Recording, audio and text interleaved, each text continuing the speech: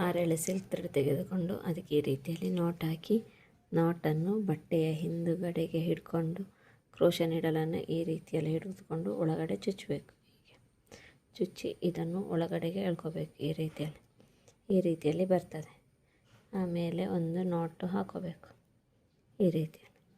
ಇದರ ಒಳಗಡೆಗೆ ಈ ಲೂಪಿನ ಒಳಗಡೆಗೆ ಬರಬೇಕು ಈ ರೀತಿ.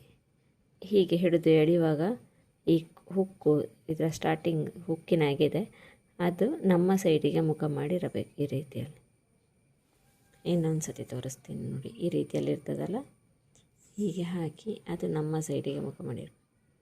ಈ ರೀತಿ ಒಳಗಡೆ ತೆಗೋಬೇಕು. ಈ ರೀತಿಯಲ್ಲಿ ತೆಗೆದುಕೊಂಡು ಎಳ್ಕೋಬೇಕು. ಈ ರೀತಿಯಲ್ಲಿ ಒಳಗಡೆ ತೆಗೆದುಕೊಂಡ್ರೆ ಆಯಿತು. ಈ ರೀತಿ ಕಾಣ್ತದೆ. ಈ ರೀತಿ ಇರ್ತದಲ್ಲ, ಈ ರೀತಿ ತೆಗೆದುಕೊಂಡು ಒಳಗಡೆ ಎಳ್ಕೊಳ್ಳೋದು. ಈ ರೀತಿ ತೆಗೆದುಕೊಂಡು ಒಳಗಡೆ ಎಳ್ಕೊಳ್ಳೋದು.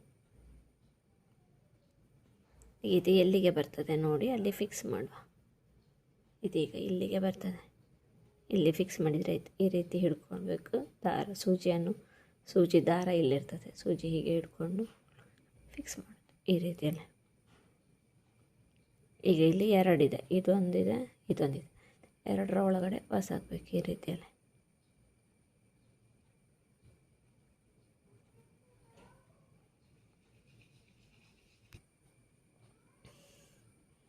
ಈ ರೀತಿ ಕಾಣ್ತದೆ. ಹೀಗಿರ್ತದಲ್ಲ. ಇನ್ನೊಂದು ಸತಿ ತೋರಿಸ್ತೀನಿ. ಸೂಜಿ ನಮ್ಮ ಸೈಡಿಗೆ ಮುಖ ಮಾಡಿರಬೇಕು ಈ ರೀತಿ.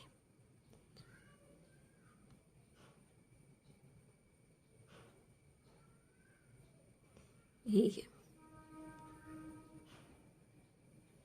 ಈ ಲೂಪಿನ ಒಳಗಡೆ ಬರಬೇಕು ದಾರ. ಹೀಗೆ ಇರ್ತದಲ್ಲ, ಈ ರೀತಿ ತೆಗೆದುಕೊಂಡು ಹೊರಗಡೆ ಎಳೆದರೆ ಆಯಿತು. ಇಷ್ಟೇ ಇರೋದು. ಈಗ ಇನ್ನೊಂದು ಸತಿ ಇದನ್ನು ಹೇಗೆ ಫಿಕ್ಸ್ ಮಾಡೋದು ಅಂತ ತೋರಿಸ್ತೀನಿ. ಇದು ಎಲ್ಲಿಗೆ ಬರ್ತದೆ ವರ್ಕ್ ನೋಡಿ. ಫಿಕ್ಸ್ ಮಾಡಿದರೆ ಆಯಿತು. ಈ ರೀತಿ 2 ಇರ್ತದಲ್ಲ, ಲೂಪಿನ ಒಳಗಡೆ ಸುತ್ತಿ ಎಳೆದರೆ ಆಯಿತು. ಇದು ನಮ್ಮ ಕ್ರೋಶದ ಬೇಸಿಕ್. ಚೈನ್ ಸ್ಟಿಚ್ ಹಾಕಿ ಈ ರೀತಿಯಲ್ಲಿ ಫಿಕ್ಸ್ ಮಾಡ್ತಾ ಹೋಗೋದು. ಇಷ್ಟೇ ಚೈನ್ ಸ್ಟಿಚ್ ಅಂದರೆ ಈ ರೀತಿಯಲ್ಲಿ ಬರ್ತದೆ.